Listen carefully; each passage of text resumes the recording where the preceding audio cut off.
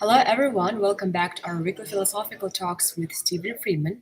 We're really happy to see you. And first of all, we'd like to give big thanks to Stephen Friedman, our speaker, our amazing speaker, the New York Times acclaimed great philosopher and artist and scientist, and also a great speaker of ours. Also, we'd like to give big thanks to the US Consulate General here in Almaty, American Space Almaty, and also you, the audience, for joining us weekly. Please make sure to give your feedback, ask questions. We'll definitely address them in the next sessions. And also today we're going to address the questions from the previous session. So feel free to ask, comment, and thank you very much, Stephen. Thank you very much, Aliyah, for the introduction, as always. I also want to thank the American Consulate in Almaty, Elmira, Dana, everybody involved in providing this platform for weekly explorations of philosophical perspectives on a wide range of topics of broad human concern. Philosophy, as I've emphasized repeatedly, addresses everything. It's the only intellectual human enterprise that does concern itself with the nature of science, the nature of art, the nature of society, of action, of self, as is going to be the focus of today's talk. Now, I also wanted to note, I think it's that Aliyah is going to be taking a vacation, so we're going to be taking a break from these talks for a month, but then we will be back at the end of July. I think the next scheduled talk after today will be July 29th. But that doesn't mean that you won't be able to apprise yourself of these philosophical perspectives.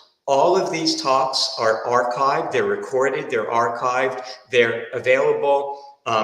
One way to access them is by Googling philosophical talks with Stephen Friedman.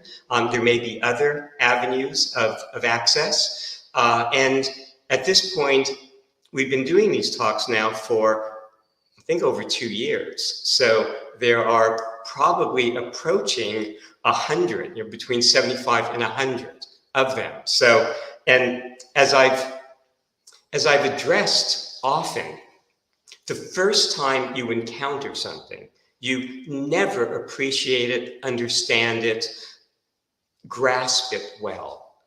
Repeated encounters are essential for the understanding, for the assimilation of anything, no matter what area of human concern. This is especially true with something as inherently difficult because of how profoundly simple philosophy is. I've often also emphasized that philosophy, aside from concerning itself with everything, operates at the highest level of generality. It takes in everything and also operates at the greatest level of precision, of specificity. So it takes everything in, it leaves nothing out, which is a fundamental difference between philosophy, the philosophical enterprise, philosophical activity, and, for example, modeling in the sciences or theorizing in the sciences, where one's basically constructing an abstraction, a sketch of the world that's leaving out certain details because the details just create too much complexity.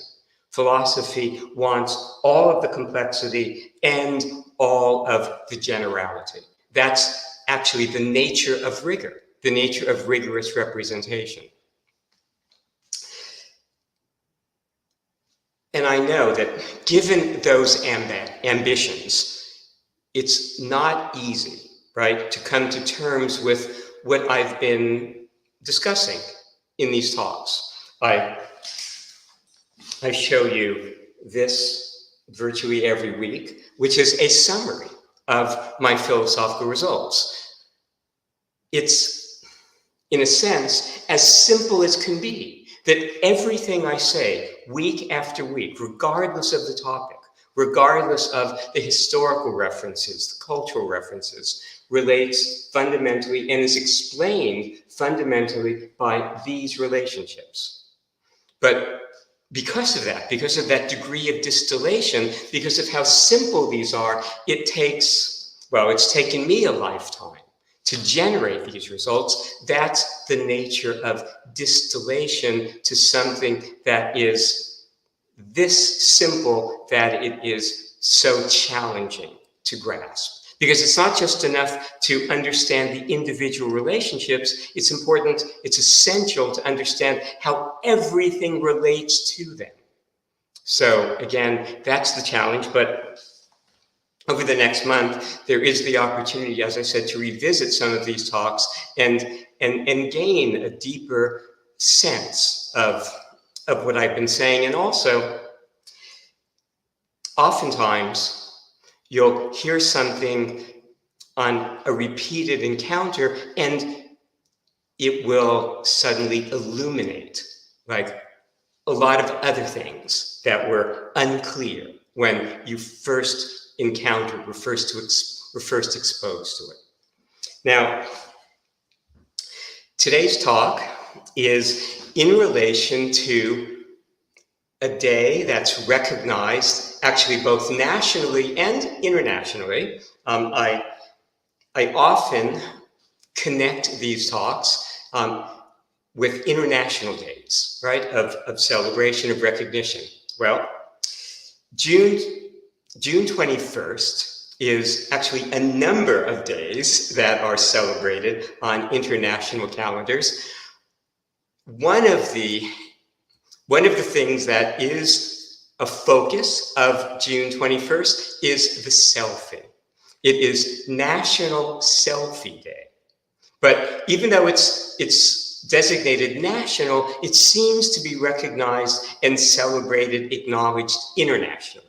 So that's the particular focus. And the subtitle, which is actually the title of the talk, is The Extinction of Self. So we're going to be talking about, and one way to frame this is the epistemic self and the heuristic self. The epistemic self, the rigorous self that philosophy seeks to investigate, that is liberating.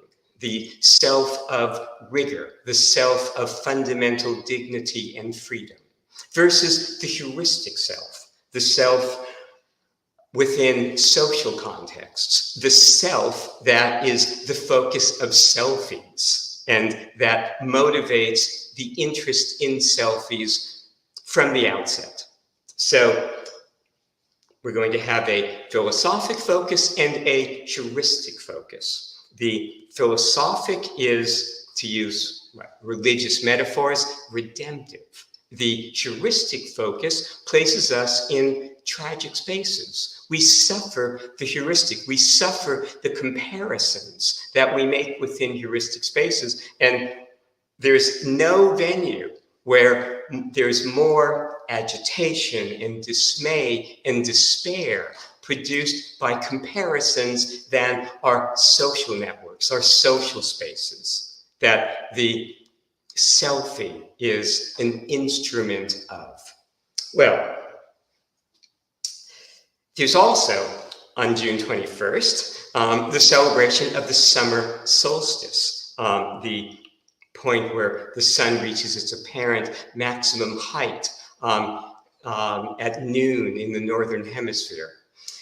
There's a connection between the solstice and selfies. I will address that later in the talk, but I was going to start out with that, but I think first let's focus on the self itself. And actually, another thing that comes to my mind, I emphasize the difficulty of philosophy because of the importance of not being discouraged in the investigation of philosophical solutions. One of my early aphorisms, the philosophy is difficult. The alternative, unbearable. Philosophy, as the great religions, is trying to address every aspect of our circumstance, especially the most challenging aspects. So, okay. Famously, philosophy begins, really, Western philosophy, what we recognize as philosophy per se, is a product of ancient Greek culture, ancient Greek society. The word philosophy is a Greek word, meaning what? Love of wisdom. One of the most famous historical sites in ancient Greece is that of, or relating to ancient Greece, is that of the Temple of Delphi that housed the Delphic oracle. Let me give you an image of that. Here is the ruins of the Temple of Delphi in Greece. So the site of the Delphic oracle is where people went to get insight and guidance about life, about the nature of life. And famously, the inscription on the ancient temple at Delphi was, "Know thyself," an admonition that was considered to be the key to wisdom, certainly the beginning of wisdom, and in a sense, the end of wisdom. There's an ancient Greek philosopher, Protagoras. I've referred to him before. I actually refer to him in Phalaris's Bull, the play that I did in New York a few years ago. Protagoras was a pre-Socratic Greek philosopher, meaning he came before Socrates. Socrates is considered to be the start of the Western philosophical tradition in its robust form, because he was the one who began the epistemological focus, the investigation into the nature of knowledge, of how we know what we think we know. And that applies to everything. It implies even, obviously, to the investigation of the nature of self, how we know the self. What are the bases, what are the possibilities for that type of knowledge? Whatever claims we make about the self, about ourself, what are the justifications ultimately for them? Because, again, philosophy from its Socratic beginnings is aiming at the highest level, embracing the highest standards of rigor. We want to know what is so incontestably, not within margins of error. Margins of error applies to our technologies. We work with intolerances. With philosophy, we work to a limit of exactitude, the precision that divinity is imagined to embrace. So, Protagoras said a number of things that have come down to us. A lot of the early pre-Socratic writings have come down to us in fragments, right? They were not well preserved. Historically, things are not well preserved, right? There are lots of accidents that happen historically that destroy manuscripts. We lose things. We've lost, apparently, plays by Shakespeare.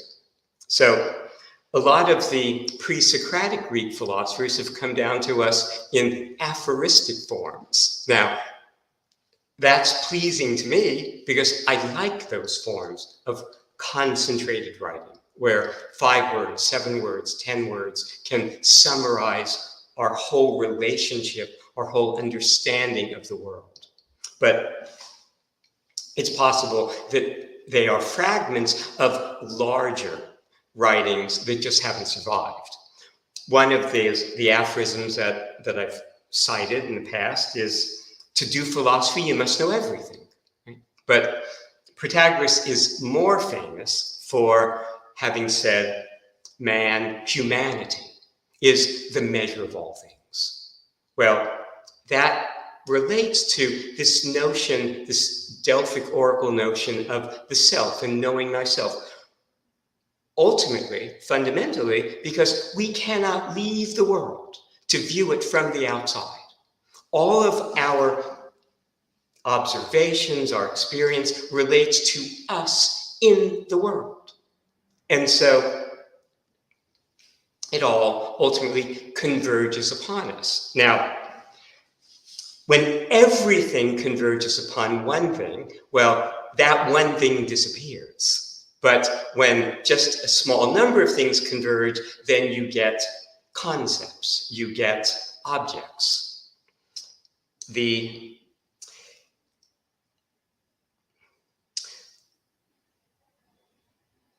notion of everything converging on the self means that, well, one of the keys to understanding the world is to understand the nature of the self that is experiencing that world. So we can see when we're considering the nature of the self, we're also considering the nature of everything else, because everything is experienced in relation to ourselves. We cannot view the world from the outside.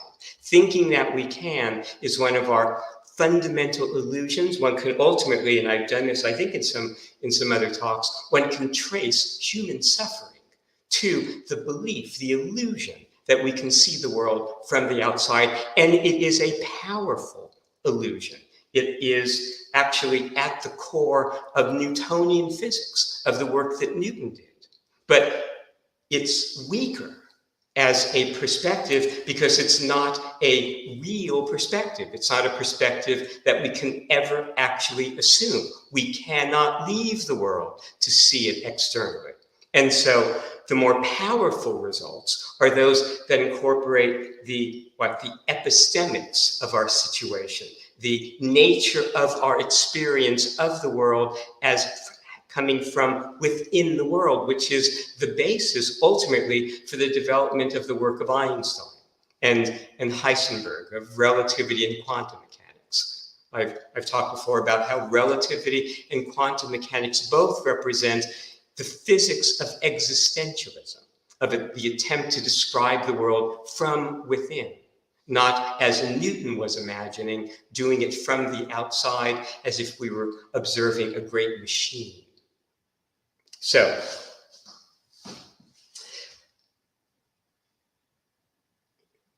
the self is central, right, to our experience, to the preoccupations of philosophy, to our understanding of the nature of the world, and to our interest in achieving the kind of wisdom that the Delphic oracles seem to promise if we did come to terms with ourselves justly, philosophically, rigorously.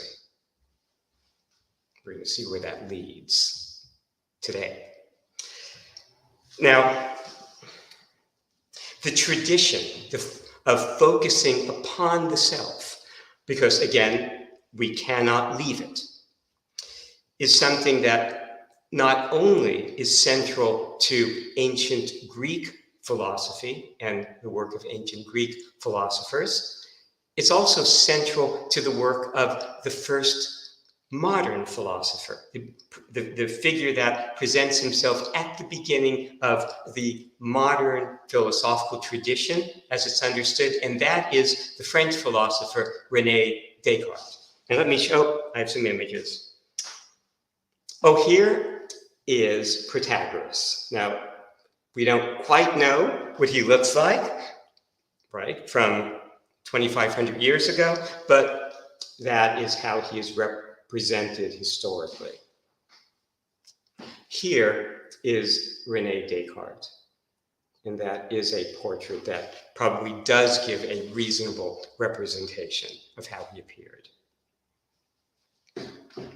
Descartes was also central to the philosophical tradition beginning with Socrates in that he wanted to achieve rigor, certainty. He wanted to investigate, again, how we know what we think we know, and he wanted to embrace what we could know incontrovertibly, that would be a reasonable foundation to our lives. Not a belief, not a possibility, not a hope, but a rigorous certainty. Famously, Descartes' procedure was universal doubt, right? To doubt everything, including what we're experiencing, the evidence of our senses, the nature of our experience, if we can find some reasonable basis for doubting it. Well, for Descartes, the reasonable basis was this could be a dream. This could be like the Hindu concept of Maya, an illusion, something created by the gods to mislead us for whatever purposes they're interested in misleading us. Something that could be created to test us, where the true reality is very different from what we're seeing, what we're experiencing. We all know that in dreams, things can appear, disappear, and momentarily seem to have the kind of reality that our waking experience has, but then vanish. Well, maybe, and I've addressed that question too. How do we know that life is not dream? Well, the response is, if one day we awaken to a totally different reality that then persists, this was dream. Reality is a term of comparison. And so Descartes was aware of the fact that this could all be a dream. And that's a common theme in the history of philosophical thought. In fact, philosophers like Nietzsche, Schopenhauer have emphasized that the essential condition of the philosophical mind is the ability to at least occasionally experience the world as dream.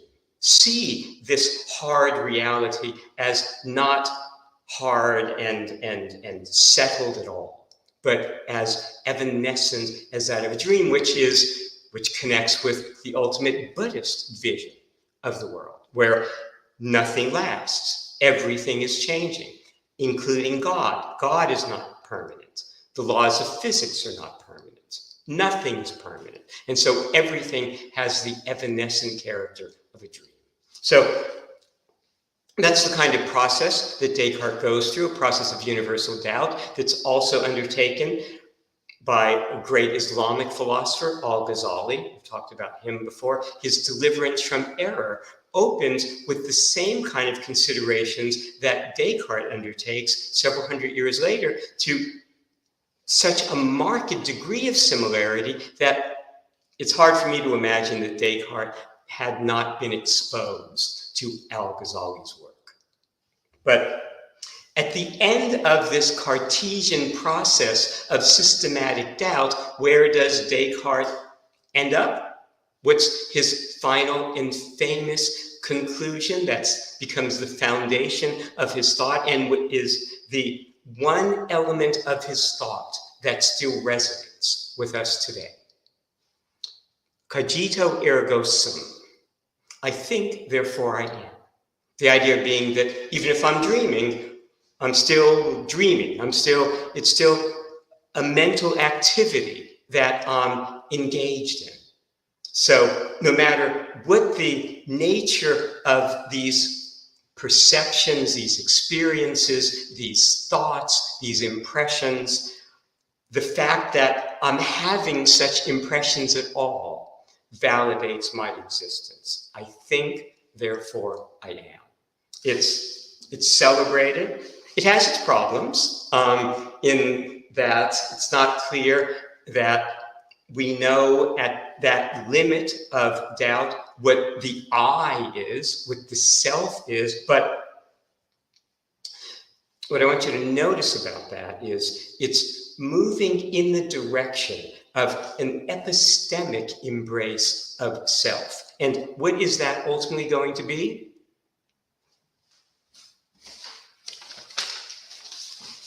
It's going to be a point, a characterless point without any properties at all, without anything that can be characterized about it at the core of our sense of self. It's a point of observation, if you like, a point of experience. Now, I'm going to go into that in a little more detail in a few minutes, but the idea, obviously, is that within epistemic space, there are no concepts.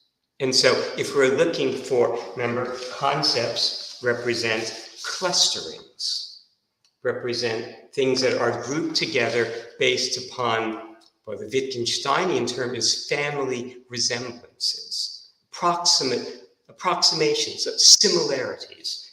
Two chairs are approximately the same for some purpose or other, rigorously distinct.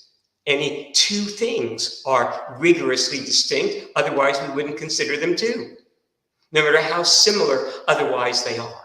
That's true for 2 points, right? 2 points have no properties, but insofar as we see them as two, they are rigorously distinct.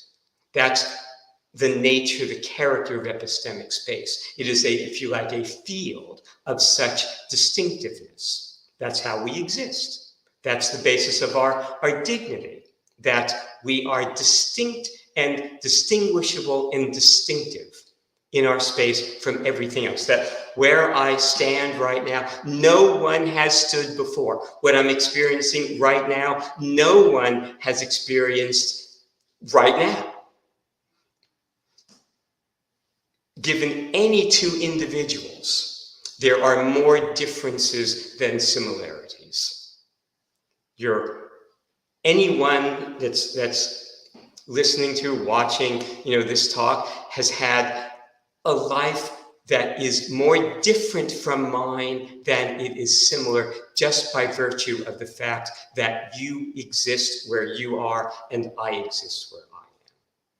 And our experiences are therefore not consonant, no matter how otherwise superficially similar, or how they can be categorized as having been similar in certain respects. Maybe two individuals have traveled to similar places, but when they go to those places, their experiences there are more different than they are similar, if we are being rigorous in our attention to the details of each set of circumstances.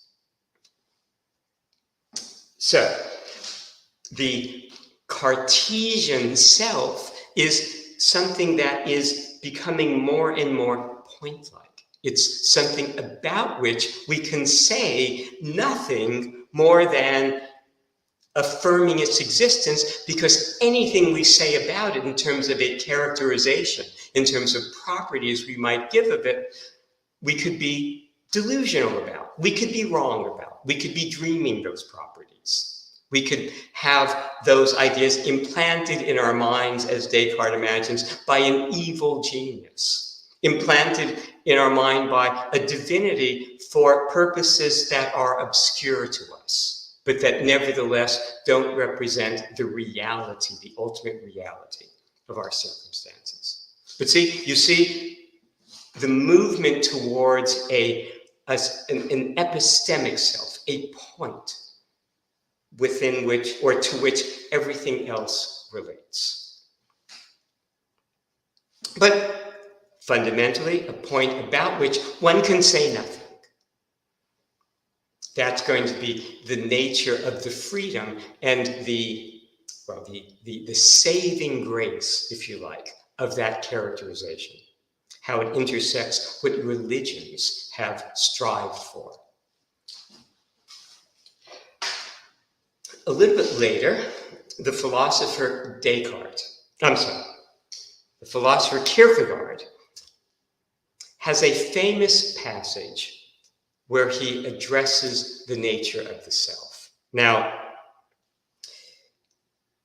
Kierkegaard is more fundamentally a religious spirit, a Christian, than even Socrates or Descartes were.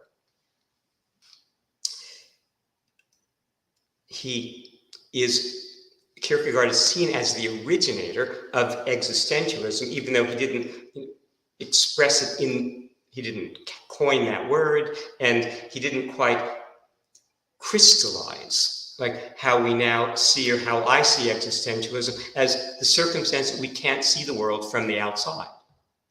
But he was reacting to the work of a philosopher, Hegel, who was doing philosophy as if he were seeing the world from the outside, And Kierkegaard was reacting strongly, vigorously against that. That's one of the reasons why Kierkegaard is seen as the progenitor of existentialism, because of his attack on Hegel. Now, I want to read you a little passage where Kierkegaard addresses the concept, the nature of the self. And I'll make some comments about what Kierkegaard is getting at. Okay, here it is. Let me see. Hold on.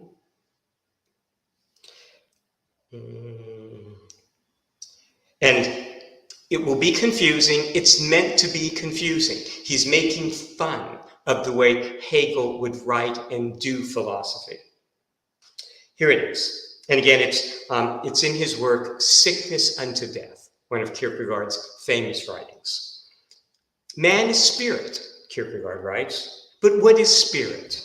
Spirit is the self. But what is the self? The self is a relation which relates itself to its own self, or it is that in the relation which accounts for it that the relation relates itself to its own self. The self is not the relation, but consists in the fact that the relation relates itself to its own self. Man is a synthesis of the infinite and the finite, of the temporal and the eternal, of freedom and necessity. In short, it is a synthesis. A synthesis is a relation between two factors. So regarded, man is not yet a self. It's funny, it's confusing, it's convoluted, it's meant to be. As I said, he's poking fun at that type of philosophical writing that creates more confusion than clarity, right? But it's coming from a perspective where Kierkegaard is a Christian. And for him, human beings exist fundamentally in relation to God, which means that to understand oneself is to understand the nature of that relationship to God, profoundly, deeply, fundamentally. One way to represent Kierkegaard's work is to explore and clarify the nature of the relationship of the human being to God and what the human being has to do in order to come to terms with that relationship, to embrace it, to understand it, and therefore be ultimately redeemed by it, saved by it. But notice the distinction between that notion of self and the Cartesian. Descartes is referred to as an adjective. There's a Latin form of Descartes. Cartesian. The Cartesian description of the self, which is more purely philosophic.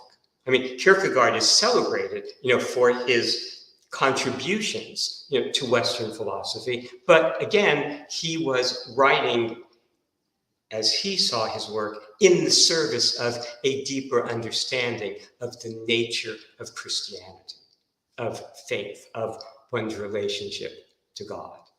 That is clearly not something that I am exploring philosophically, because that is imagining something outside the rigor of our circumstance. And my approach, my representations are that one can achieve the ends that Kierkegaard sought simply ultimately within a rigorous representation of our circumstance. Because what happens ultimately with union with God, as we'll discuss in a little bit, is concepts disappear. When all things become one thing, there's no distinction. And so there are no conceptualizations. The concepts vanish. And that is the same condition that is achieved within the divergent space of the epistemic, a rigorous space where any two things are rigorously distinct and so cannot be drawn together into a concept. So epistemic space has no conceptualizations.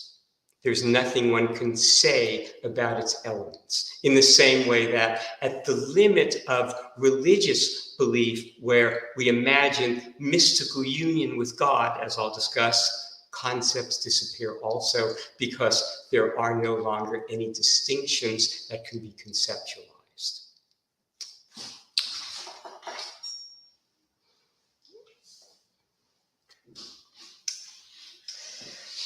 One other person I wanted to refer to that I've mentioned in the past is Anais Nin. Oh, images. Let me show you.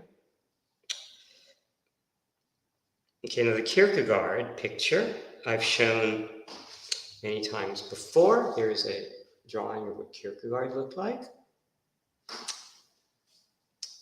Now, Anais Nin is a 20th century diarist who made a profound observation that might be what she is now most famous for in terms of quotations, in terms of what people know of her work that don't make a study of her work.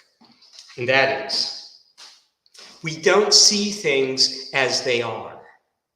We see things as we are, which is really a statement on the one hand of the fact that we cannot leave the world to view it from the outside. Right? Of course, on the other hand, to make that statement, you would have to have a sense of what the world might look like from the outside to know that we're not seeing it as it really is, right? Maybe we are seeing it. Maybe the way we are seeing it is, in fact, the only way that it is. So there's that problematic aspect to which he's saying, but the more important aspect, the deeper aspect, the epistemic aspect is we cannot view the world from the outside, and so we can't separate our experience, our sense of ourself from what we are experiencing, which can be summarized by saying that, well, what are we? What is the best representation of the self, of what we are? At the center of our experience, the best representation of the nature of the self is the world you see, the world you experience, right? The colors of the world are telling you more about yourself, your capacity to see, than they're telling you what the nature of the world would be, again, if you were seeing it from the outside.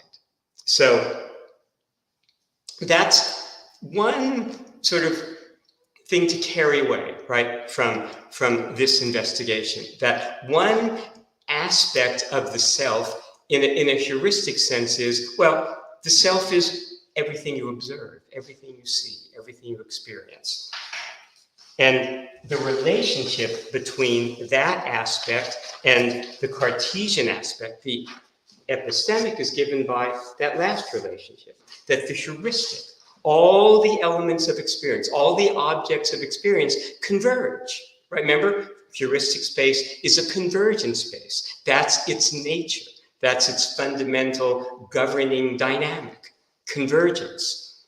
The nature of epistemic space is the opposite, divergence, right? Things are distinctive. They are not clusterable.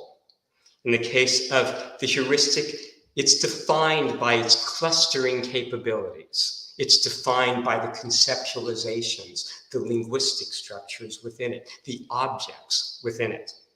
Well, so all things converge on the self, and so all things represent an aspect of the self in that convergence. It's not what I stress, in my work, but still, it's something to appreciate, right? That sort of representation. The most important aspect, though, is again the concept that we go back to repeatedly. We cannot view the world from the outside, and so we can't really say what the separation is, like what this experience would be if we could see it in some external fashion.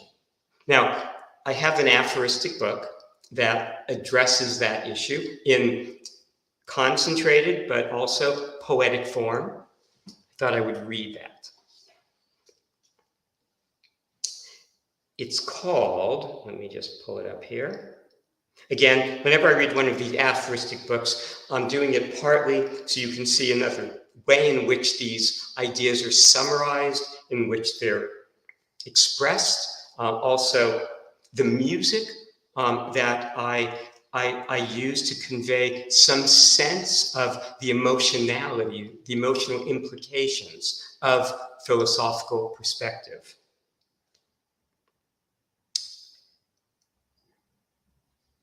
And where is it?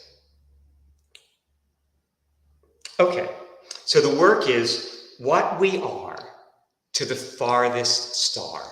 And again, you see the relevance to today's talk, right? What we are, the nature of the self, the nature of ourselves. What we are to the farthest star.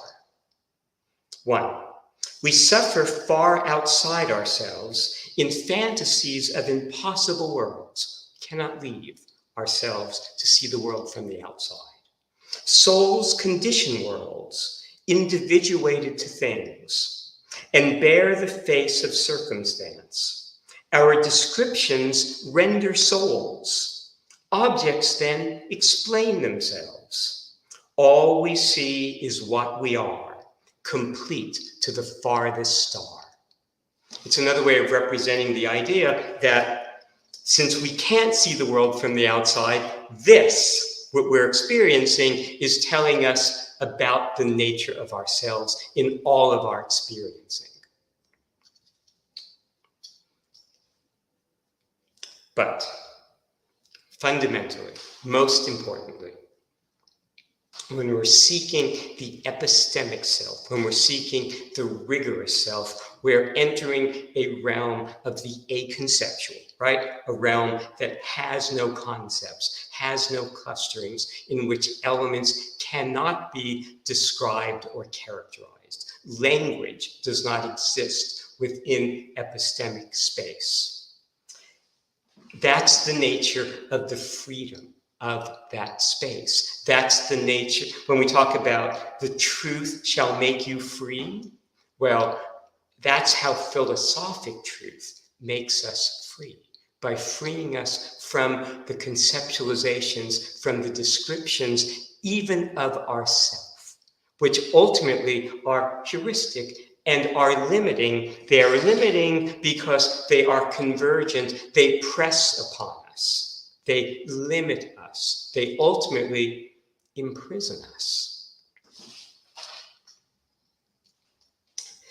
One way to express the freedom of the epistemic self, the freedom of the self within, again, epistemic space, point-wise space that's non-characterizable, not clustered into objects, not comparative, where we're grouping things together based upon comparisons, upon approximate similarities, upon family resemblances, is a response, an aphoristic response I wrote to the admonition of the Delphic Oracle. Know thyself, as if one could, independently of futurity. Right? We can take that approach to the rigorous investigation of our nature, of our circumstance, that our characterizations presume against what we may become. It's a matter of expectation that cannot rigorously be validated. The past cannot guarantee the future. Future decides the past, decides what we are. We can't know, we can't claim here and now to know what will come next. There's a summary of that perspective in Phalaris's bull. What something becomes decides what it is. And we can't know what it will become. At the beginning of one of my websites, one of my early websites, I wrote, what comes next decides. We cannot know what comes next. What comes next decides what we are and were and where our best interests lie. Not knowing our best interests, we do not know what we should love, hate, desire, or fear. This is salvation, the message of the second coming, the condition of Eden. It's the condition of rigor, of the nature, the true nature of our circumstances. Any questions? You see the freedom that the epistemic self embraces, that we can't characterize it, and we can't justify rigorously our anticipations. The past cannot guarantee the future.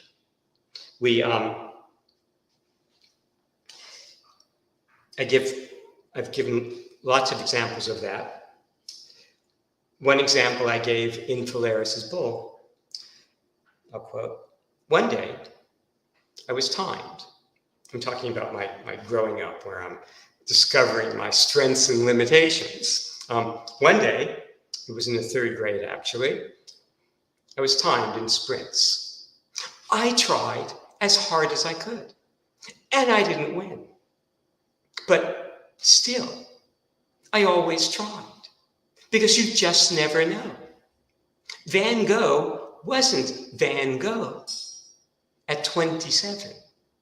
He couldn't draw. So you never know. And that's the nature of epistemic freedom and dignity, that we don't know, we cannot claim any limitation. It's presumptuous. We suffer our presumptions. We suffer our presumed representation of the world, not the incontestable reality that rigor reveals and clarifies.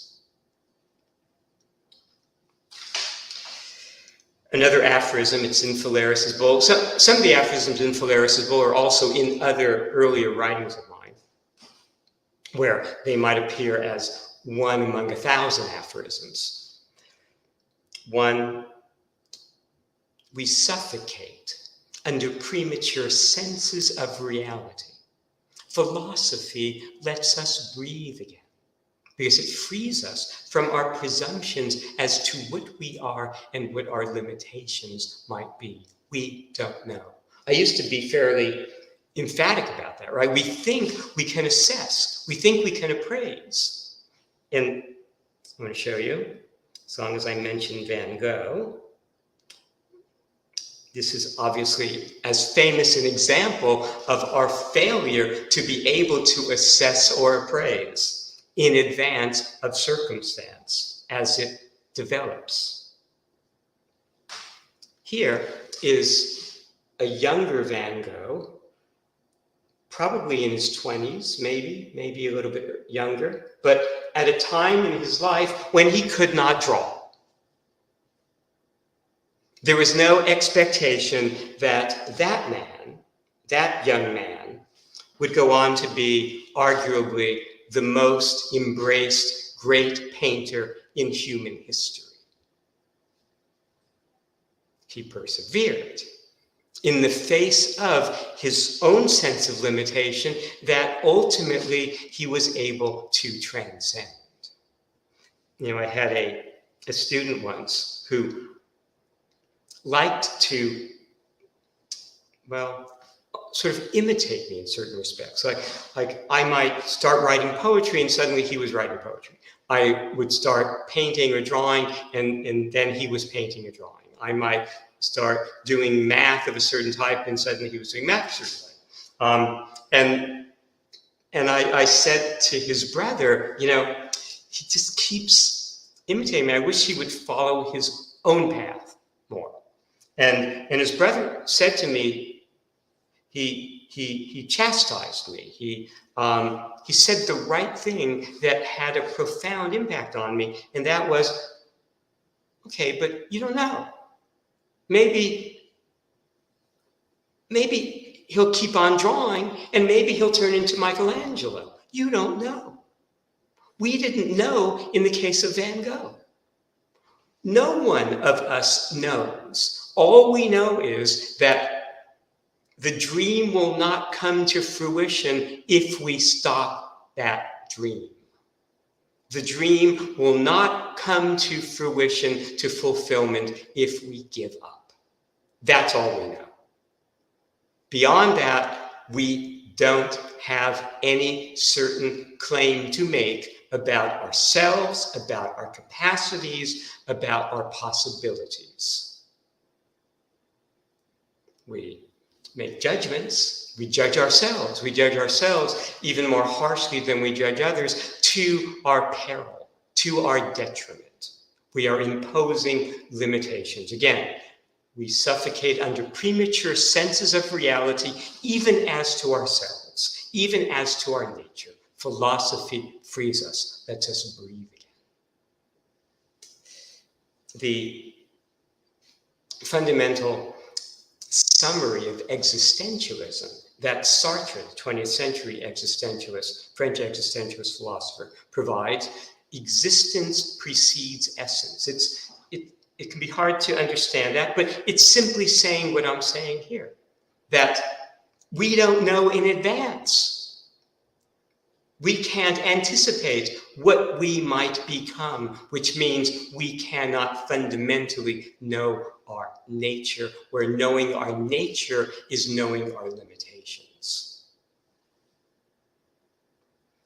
The Formulation by Socrates is another expression of the circumstance that we cannot view ourselves or the world from the outside as if we were seeing from the perspective of God or from the perspective of a novelist writing in the third person who knows inside and out not only the characters in his work or her work, but their destinies, because he or she has it in his or her mind. That's not the nature of our relationship to reality. It's the nature of the relationship of the novelist to his book or her book. But remember what a created work is. What is a novel? It's words in sequence. Thousands, hundreds of thousands of words in sequence. It is a convergent object. It's heuristic. It's not revealing to us in and of itself as an object the fundamental nature of epistemic space, of the rigorous reality.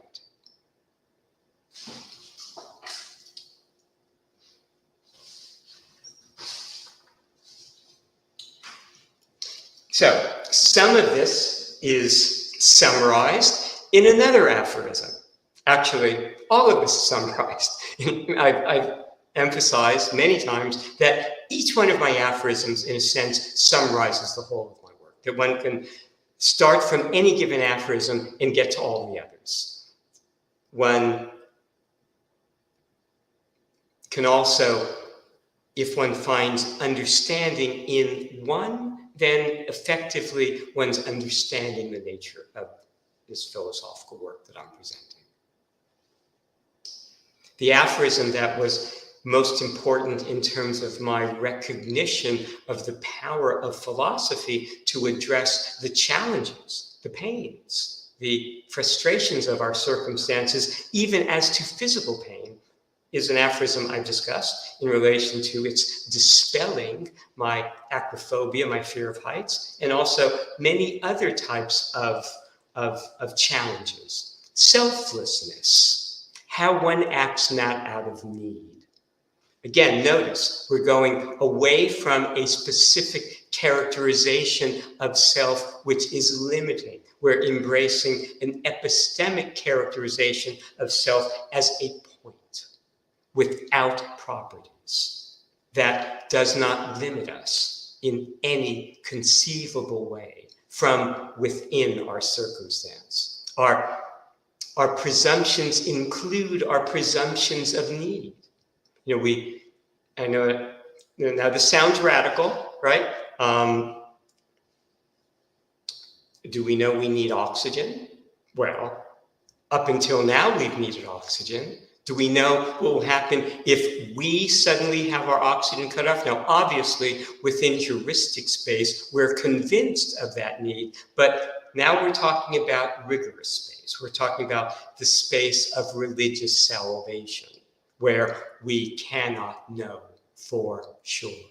Now, again, I've emphasized that the world of philosophical rigor is very different from the world that we are seeing on a daily basis, right? It is the world of philosophical rigor. The landscape of Eden is the world that we would see if we were seeing this environment for the very first time. And we're unable to characterize or describe anything because we didn't have any experiences that were clustered within conforming concepts. It's a world, the epistemic world is a world of the strange, the beautiful, and perpetually new. It's like the quantum mechanical world, where there's no repetition. Everything is rigorously distinct.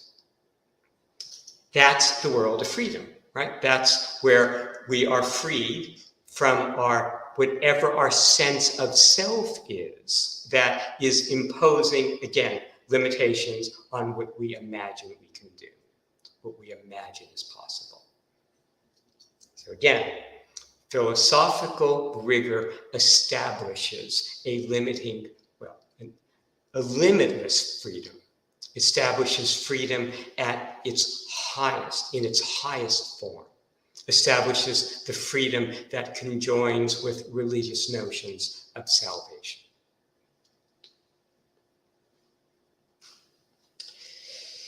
Now, that type of representation, right, that type of extreme freedom is what one sees within representations of mystical union with God in different traditions. We see it in the work of Ramakrishna, the Hindu mystic. Let me show you a picture of Ramakrishna. He was a 19th century Hindu mystic whose only interest, only focus was experiencing union with God, mystical union with God, it's often described. And how did he describe that experience? As a great whiteness, being overcome, being absorbed within a great whiteness. Not a realm of objects, not a landscape of distinctive elements, not a multiplicity, a singularity, a whiteness, where there are no distinctions, there are no concepts. See? That's where the self dissolves. It cannot be characterized because nothing is characterized within the mystical union with God that Ramakrishna is seeking and is periodically, according to his testimony, experiencing. He became one of the most famous mystics in the world because of the honesty, the authenticity of his representations of these experiences of his. Another famous example is Julian of Norwich that I talked about in relation to T.S. Eliot. Again, Julian of Norwich was a 13th to 14th century English anchorite, someone who isolated herself from the world in order to achieve union with God, mystical union with God. Remember, she famously reported having been visited by Christ during an illness, and he told her, all shall be well, and all manner of things shall be well, within that type of union. It is at the center of Sufism in the Islamic tradition that Al-Ghazali wrote about. Again, all things become one within a union with God, a direct, immediate experience of what's sometimes called the Godhead, the essence of God. And as far as what the nature of that God or that Godhead is, we can look to the Christian writer who is of a comparable stature to Al-Ghazali within Islam is of comparable stature to St. Augustine. Within the Christian tradition, St. Augustine famously wrote in, I think it was his City of God, one of his great works on the nature of the Christian faith, the nature of the Christian God. Of God, we can say nothing. Of course we can say nothing of God. God is occupying an aconceptual space. It merges with our sense of philosophical rigor. I've often commented that philosophical rigor is the most reliable path to deity, if you want to embrace concepts of deity. It certainly illuminates that concept as much or better than any other avenue of approach. And I've talked often about Meister Eckhart, the 14th century Christian mystic. Here is a painting of Meister Eckhart, who wrote, "I am a something among somethings, and so I go." Notice how he's characterizing the self. I am a something among somethings. In other words, not characterizing it, not limiting himself. He is seeking, perhaps achieving, that mystical vision, that mystical union with God in which conceptualizations cease, they fall away. And remember, I have to keep emphasizing that the limit of convergence, where all things become one, is aconceptual. The concepts disappear. So it's equivalent to the limit of divergence, where all things are rigorously distinct. Again, that's summarized in that last proposition. The limit of the heuristic is the epistemic. The heuristic converges on the epistemic when all things become one thing.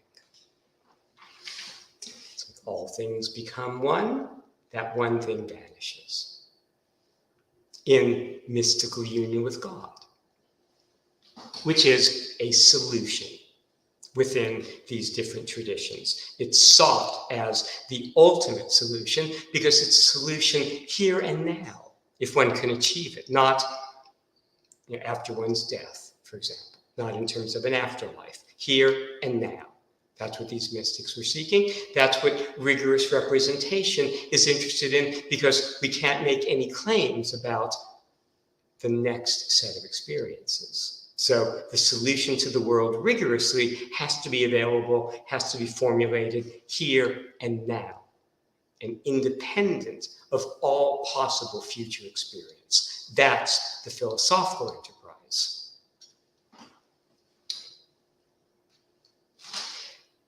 Another famous embodiment of the aconceptuality of self, of the solution to our circumstance, is Buddhism, probably the most famous embodiment. In fact, Buddhism is sometimes represented as the tradition that emphasizes that there is no self. And in fact, I've talked about how I've always tried to enter into the perspective of the different traditions that I might have been studying for philosophical understanding. The way I was able to enter into the Buddhist vision was by imagining my sense of self contracting to a point that could not be characterized. And as I imagined that process, suddenly that point, kind of as something not characterizable, effectively vanished. And at that moment, I had a sense of understanding, being within the Buddhist perspective. That was, again, it's always important for me to try to see the world, through the eyes of someone within these different traditions. That's probably the most important way to approach different traditions. It was the hallmark of the teaching of Wilfred Cantwell Smith, that professor who wrote The Meaning and End of Religion, whose course on comparative religion taught or offered at the divinity school at Harvard I took when I was a sophomore. We spent 1 month on each of the world's great religious traditions. And he emphasized that we study Buddhism not to understand Buddhism, as if we were seeing something, understanding something from the outside, but to understand, to see, to experience how hundreds of millions of people for thousands of years have seen, have experienced the world. So you want to enter into these traditions. Well, the way that the expression, the form that most represents this deconceptualizing that Buddhism achieves, and again, I've emphasized how it achieves it by a simple syllogism. The real lasts. Nothing lasts. That's the vision that Siddhartha has under the Bodhi tree, the enlightenment tree, that not God, not elementary particles, not the laws of physics, not individual souls last. Nothing lasts. So if the real lasts, but nothing lasts, then nothing is real, including disease, old age, death, and any other challenge that our circumstances seem to present. Well, the best expression of that, the expression that seems to be now the most popular within many forms of Buddhism around the world, is given in the Heart Sutra, a very concentrated work. I've read the entire Heart Sutra. It's short, but I just wanted to read today a short excerpt where it deals with the lack of self, or the inability to characterize a self in any meaningful way within either a divergent space or a convergent space where all becomes one as a mystical union with God. Buddhism is actually moving in the direction of a divergent space, but it didn't represent its logic in those terms. That's my depiction of ultimately the logic that explains it most convincingly. But here is some of the lines that are relevant from the Heart Sutra. There is no form, nor feeling, nor perception, nor impulse, nor consciousness, no eye, ear, nose, tongue, body, mind, no form, sound, smells, tastes, touchables, or objects of mind. That's the nature of enlightenment, of Buddhist salvation. The concepts vanish. All of the possible concepts that might apply to self. And so, again, we see how Buddhism achieves. It's not a rigorous logic because it incorporates certain beliefs such as, for example, nothing lasts, which we can't know. That's not a rigorous claim. But still, it ends up in the same position that we can't conceptualize the self, not within nirvana, not within a limiting representation of our true circumstances that Buddhism embraces. And I want to finally, in terms of this the exploration of the epistemic self, the self that is extinguished within a conceptual space, the self that has no limiting aspects, no presumptions that encage it, is Lao Tzu.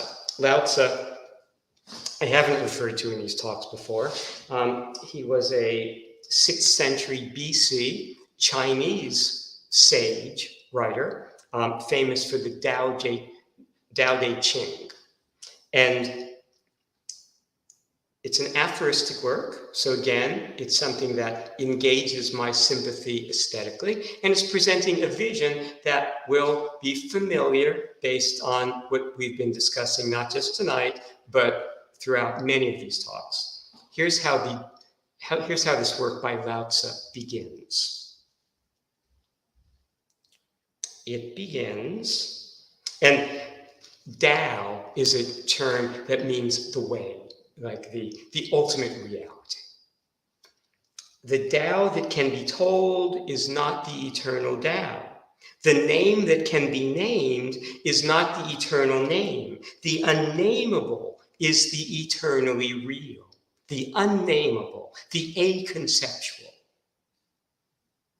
Naming is the origin of all particular things. That's a way of describing the nature of heuristic space, in which things are clustered, are grouped, are named. It's an objective space, but it's the heuristic space that language makes possible. It's the heuristic space of science, of technology, of society, of social media. It is the space in which we suffer.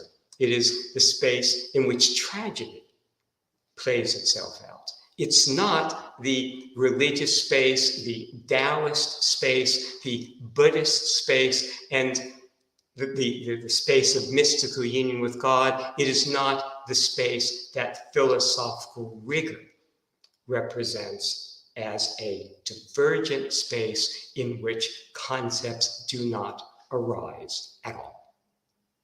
The unnameable, the aconceptual. I just want to point out the similarities within it. So ultimately, again, what's the epistemic space? We have to understand the strength, the power, and the reasons for its aconceptuality, its inability to be characterized, because characterization of the self is a limitation, is a presumption that we are imposing upon the world and upon ourselves, to our peril, as I said before. So, the epistemic self is the self of freedom, the aconceptual space, the non-characterizable self, because any characterization will limit it inherently, and the past cannot guarantee the future. So any presumption or limitation is not rigorously justifiable. But the heuristic space, the characterizable space, the characterizable self, that's the tragic self. That's the self of the selfie.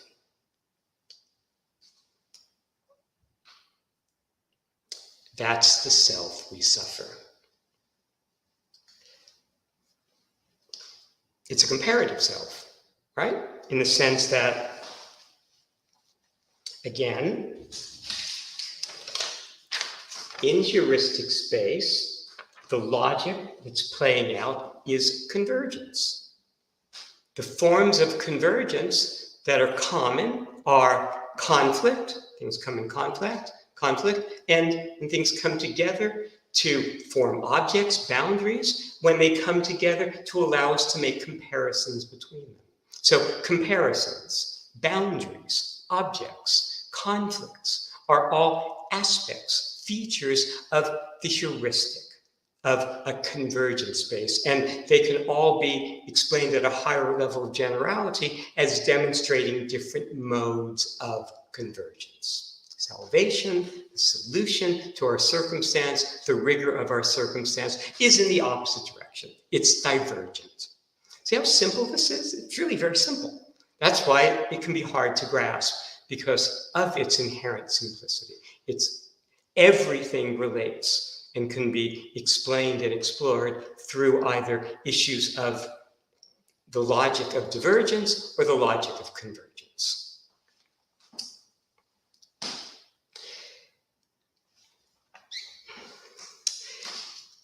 The heuristic space, that is the self that we're photographing, the self of the selfie, of the preoccupation of ourselves in a social context, is a space that is addressed in a famous book in the Old Testament, the beginning of the Jewish Bible, which is the beginning of the Judeo-Christian Islamic tradition. It's a book called Ecclesiastes. And let me read you a few things from Ecclesiastes, where the heuristic self, the tragic self, the self we suffer, the self of the selfie is characterized. Vanity of vanities, saith the preacher. Vanity of vanities, all is vanity. All is about myself. Look at me. About myself. How do I compare? How do I draw the attention of people? How do my looks compare? How does my world compare? The social self, the selfie self. And Ecclesiastes goes on, the thing that hath been, it is that which shall be. This is a despairing world. This is the tragic vision. It's connected to a sense of vanity, a presumption of self, a comparative self, a constructed self. The thing that hath been, it is that which shall be. And that which is done is that which shall be done. And there is no new thing under the sun. That's the heuristic. That's the tragic dimension of the heuristic, not recognizing the distinctiveness moment to moment, the quantum mechanical distinctiveness moment to moment, but instead seeing things as approximately the same moment to moment. We suffer those approximations. We are liberated by the rigor of distinction. It's rigor that liberates us from this despairing vision. I have seen all the works that are done under the sun, and behold, all is vanity and vexation of spirit. I've seen all the works that are done under the sun, but I haven't seen what's done in the next instant, and the instant beyond that, and the instant beyond that, which, if we saw it in sufficient detail, in sufficient attention to detail, would strike us by its novelty.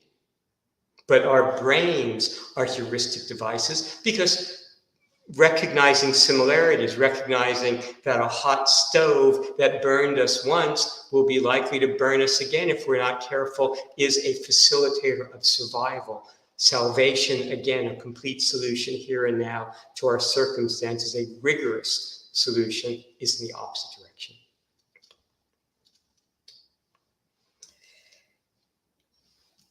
I have a friend who is she's younger than me. She's around 30, and she is socially engaged, engaged in social media, engaged in that comparative world of social media, the world that promotes despair. It's like the keeping up with the other person, keeping up with the Kardashians, the constant comparisons. She has this friend of mine has a friend who is a pastor. And she's asked him about the nature of social media. You know, how should she view it? What is the just view of social media? And what he tells her is, it's all vanity. It's all about the self. It's all about people bringing attention to themselves. It's all about boasting and bragging. He maintains it all is that, all of it. We suffer that. Remember, the heuristic is convergent, brings us together, facilitates comparisons. The epistemic, the rigorous representation of the world, is divergent. It emphasizes what distinguishes us. There are no comparisons within the epistemic. Only within the heuristic. That sense of, and notice too how that vision of Ecclesiastes is presumptuous as to what will come next, right? We can't know. We're projecting. We are presuming. We suffer that we presume more than we know to the end of time. That is another an aphorism that can be said to summarize the nature of human suffering completely in terms of presumption. And rigor counters presumption. Simple as that. Not belief that counters presumption, rigorous representation, the incontestable, the logic of heuristic space. Any two things are not one.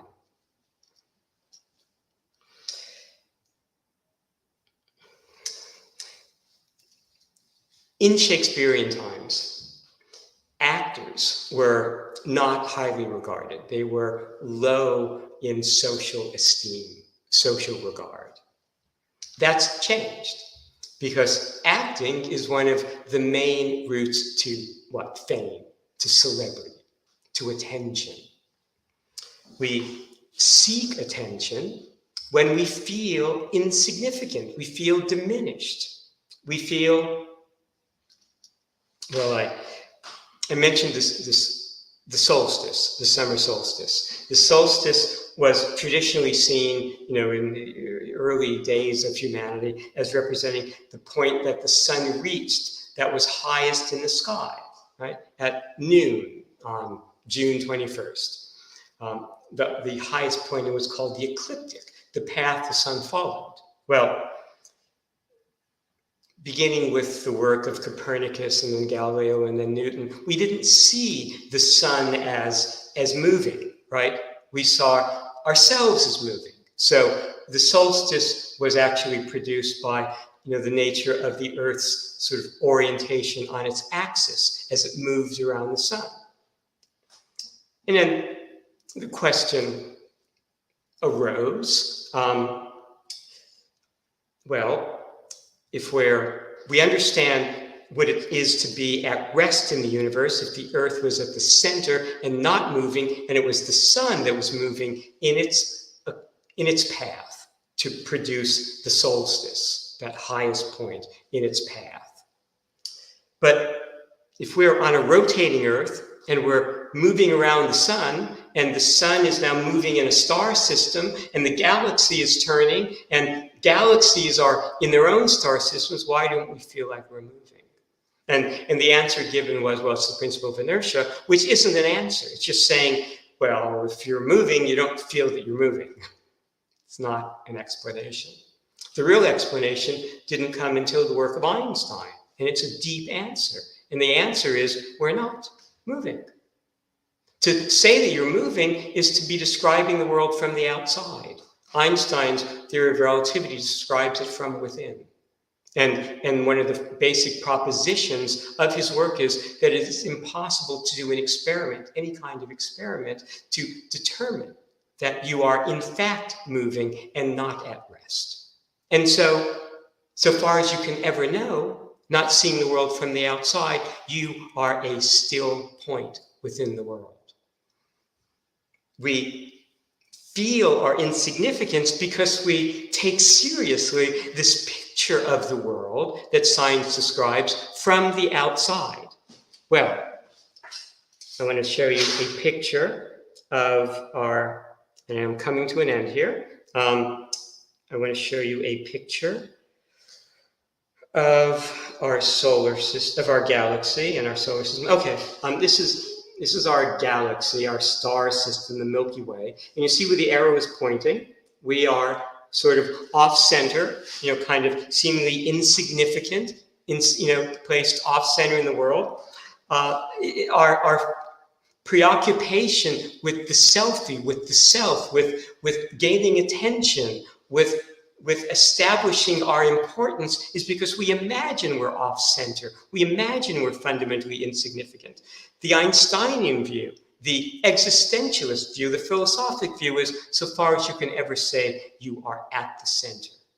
And you are distinguished from everything else. You exist at a point of dignity, of freedom, of salvation. So the philosophic opposes those tendencies, those feelings of insignificance that viewing the world, representing the world through even our scientific representations from the outside contributes to.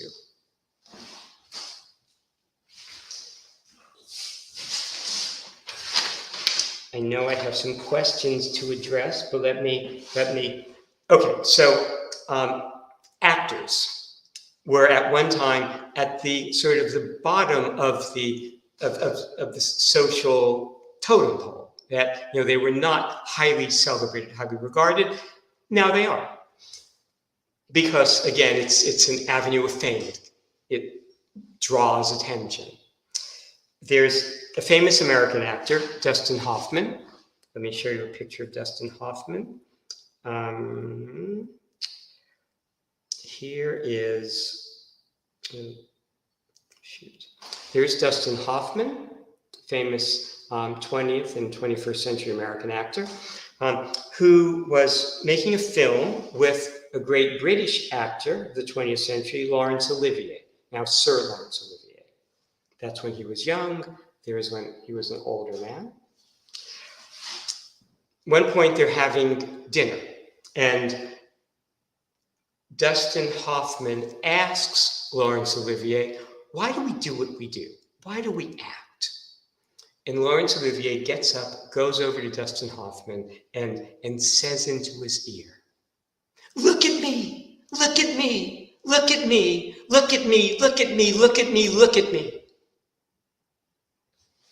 It's that sense of insignificance that we're responding to, that we're trying to draw attention to ourselves. It's the weakness of that sense of self that's embodied in the selfie that makes us want to draw attention to ourselves, that philosophy renders superfluous, unnecessary.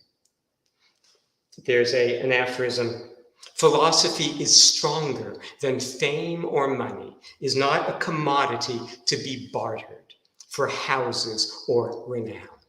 Philosophy achieves the freedom of the epistemic self, the freedom and the dignity of unlimited possibility of the non-characterizable self. The self of the selfie, of social media, of our social networking is a self that is constrained by comparison, constrained by presumption, constrained by limitation. A set of aphorisms, and I'll close with this, that summarize that. Heuristics converge to constrain. Epistemics diverge to transcend, even as to self. Okay. Now, I know I don't have too much time. I have some questions from last time that I'm going to have to go address very quickly. Maybe I'll have to deal with them a little bit more after our break. What are the global philosophical questions of the modern world? Really, ultimately, at this point, to understand the nature of the epistemic and to characterize epistemic versus heuristic spaces. Because as you see from my talks, all philosophical issues can be related to the nature, the character of those two spaces. That, ultimately, is how one can encapsulate the fundamental preoccupation philosophically of the state of the field. In what areas should we develop humanity? Our understanding of our dignities and our recognition, our development of a compassion that does not judge others because we cannot know their circumstances rigorously. So dignity and compassion, those are the two directions that rigor supports and develops. I know I'm going very quickly. And finally, how can we relate our inner world to the outside one? This is actually very simple, but probably is going to need more discussion. Language does that. Without language, the institution, the structures of language, there is no inner and outer. It is language, our linguistic structures, that establishes that connection. If we did not have language at all, we wouldn't recognize a consciousness in other people if we couldn't communicate them. And I'm using language broadly as a mode of communication. If we couldn't communicate, we would not see other human beings as human, as having an inner life. It is, and if we don't see others as having an inner life, then the concept of inner life doesn't exist at all. So it's a linguistic space that allows the relationship. The nature of the connection between inner and outer is the nature of those concepts within a linguistic structure. Okay, I know that was fast, but maybe that at least gives some sense of an answer to those questions. Those are good questions. Okay, that brings this talk to a close, and that's going to lead us into our break, isn't it? I see Aaliyah is back. Thank you very much, Stephen, for joining us. Thank you for answering your questions. And yeah, dear audience, don't miss us. We'll be back. And we hope you have a great summer. Stephen, stay safe. And thank you all very much for these talks. Thank you very much, Stephen, and have a great day and the weekends. Bye-bye. Bye, everyone. Thank you so much for joining us again. Bye, Aaliyah. Thank you also. Bye-bye.